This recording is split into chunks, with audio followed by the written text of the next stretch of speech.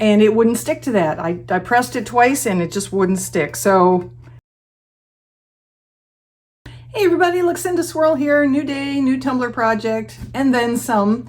It is summertime and HTVRont is having a Let's Take a Road Trip spectacular. I've joined in with their campaign and we are gonna make some road trip specific items. We're gonna make a t-shirt, we're gonna make a canvas tote for carrying our beach towel, we're gonna make a tumbler, of course, Resin tumbler channel, and we're gonna have a lot of fun. So, here we go.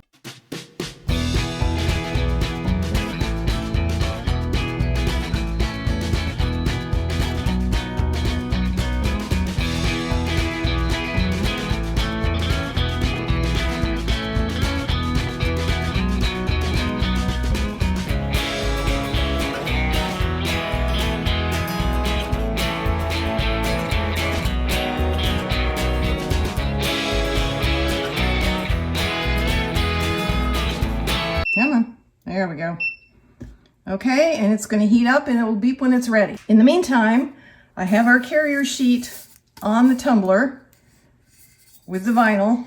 It's sticky enough to hold on, so I don't need heat tape, and I'm going to wrap it in a sheet of Teflon to protect it. All right, we're heated up and ready to go.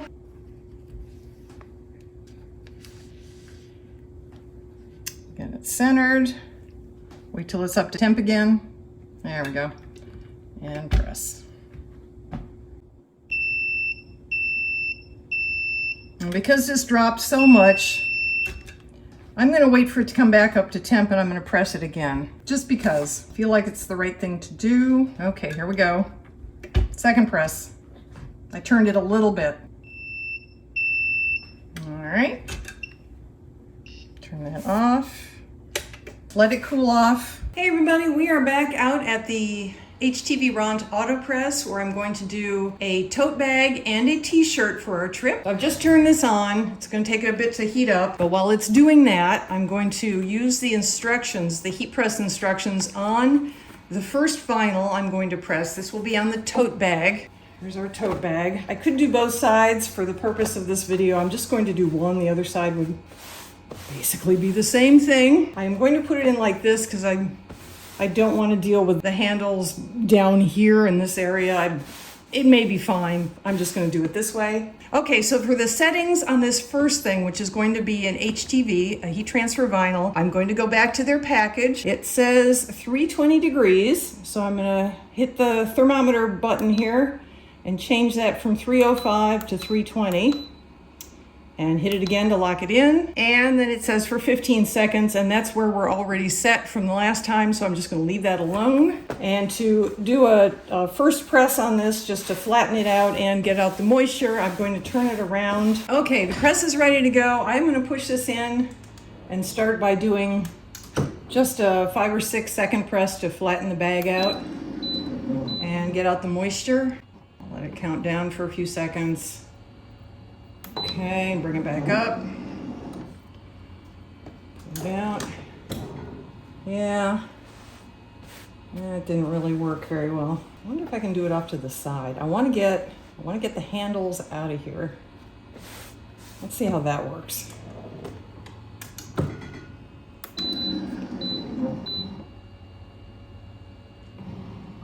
This would be a consideration if you're doing a canvas bag like this one. You might want a pressing pillow. I didn't think ahead, of course. This came up kind of quickly, this project. So I'm gonna turn it around right side up, put my graphic on, and this is another HTV. This is another HTVRont heat transfer vinyl. I'm going to fold this so I can get an indication of where the center is, and I'm gonna eyeball it. I don't think it'll move, but just in case it does. Some heat tape on it. Okay, now I'm going to swing it back around to try and get it to press better without the handle stuff in the way. We'll see how this goes. Piece of parchment, Teflon, and I'm going to let this go for the whole 15.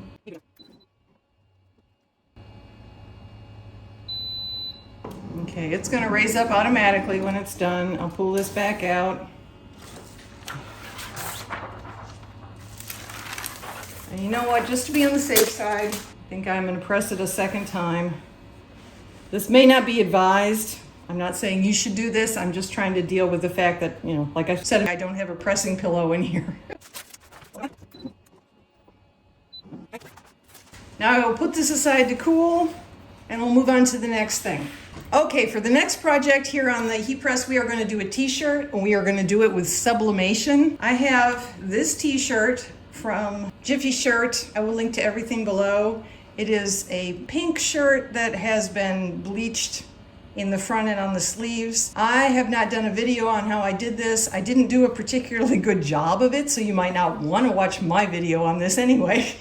Courtney's Custom, she does exactly the same thing I do. I will link to her video below because she does a much better job and she demonstrates it well. She uses these same shirts and everything, so please finish watching this video first, but then if you want to check hers out and see how she did the bleaching part, like I said, link below. Now I will say that HTVRont has their own sublimation paper. I actually do not have any. I'm still using my HIPPOO, HIIPOO sublimation paper. So for a textile application using this particular sublimation paper, the temperature is 374 for 30 seconds. So I'm going to change our settings. 374, 375, and then I will up this to 30 seconds. Okay, hit the clock again, that locks everything in. Now it's gone back to flashing red because it needs to heat up some more. It's not ready yet, so we will wait for the beep and this to turn green. Okay, up to temp. I'm gonna push this in and just run it for 5-6 seconds to press the shirt and get the moisture out. All right.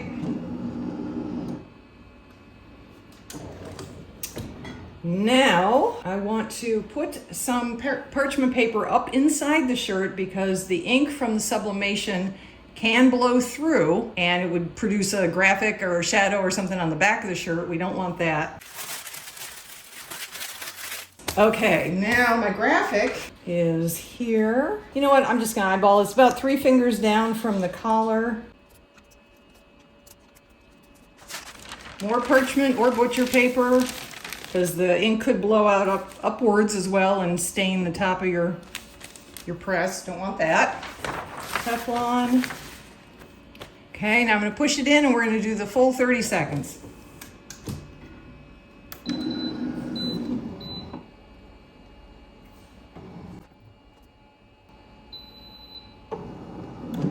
Okay, it raises automatically.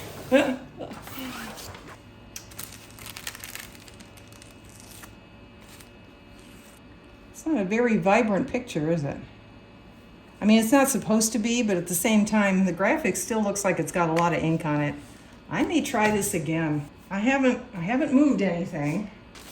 I don't know if it'll make any difference at all, but I'm going to try it a second time.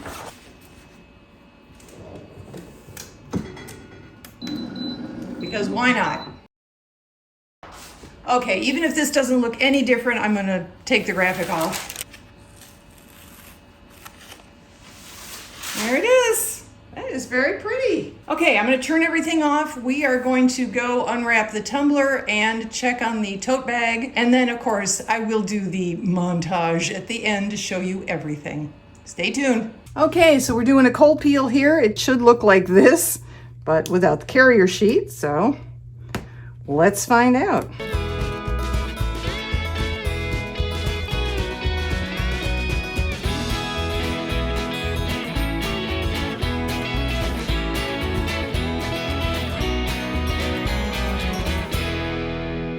To make sure this is absolutely on here, I would press it again now that I've taken the carrier sheet off. I had a couple of very small lifts at a couple edges.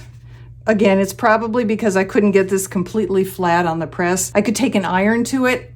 Don't happen to have one, but that would be one solution. I can get myself a pressing pillow, insert that, and then press it again with just a sheet of butcher paper over it to protect the graphic. That would seal on everything. I love this vinyl. I absolutely love this. I saw them use it in an ad that came up on my Facebook feed, and I thought, oh, rainbows, sparkles, must have.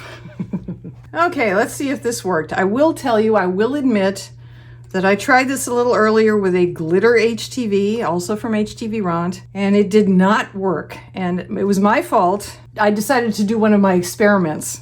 I'd never done it before. I'd never pressed heat transfer vinyl onto a sublimation tumbler. And the one I picked, this one as a matter of fact, you can see the mess, is a glow tumbler, and glow sublimation tumblers don't usually have a smooth surface. Regular sublimation tumblers that don't glow usually have a very shiny, smooth white surface, and it might have worked on that, but this particular glow tumbler, and I think all of them that I've used so far from both Makerflow and the Stainless Depot, when you get a glow sublimation tumbler, it is not a shiny, smooth surface. There's a little bit of texture there. You can just feel a little. It's not smooth, and it wouldn't stick to that. I pressed it twice and it just wouldn't stick. So fingers crossed this works and doesn't take off my paint job here. This is just a plain old 20 skinny straight that I spray painted black a few days ago. Well, that's interesting. I don't know what the outline is exactly. I assume it's from the carrier sheet. In fact, look at that. Huh. I don't know. It's probably because I decided to press it twice because I was so nervous about the first time I did it on here not sticking at all. So I pressed it twice with this one, and clearly I didn't need to. But honestly, you know what? I kind of like it. I think the outline actually, it's like having an offset, and the offset changes color with the color of the vinyl. So I don't dislike this at all. I think that's really cool. Now I'm going to put a layer of resin over this just to seal it on and protect everything. And then I will do a montage for you at the end with all of our goodies from this video. So stay tuned for that.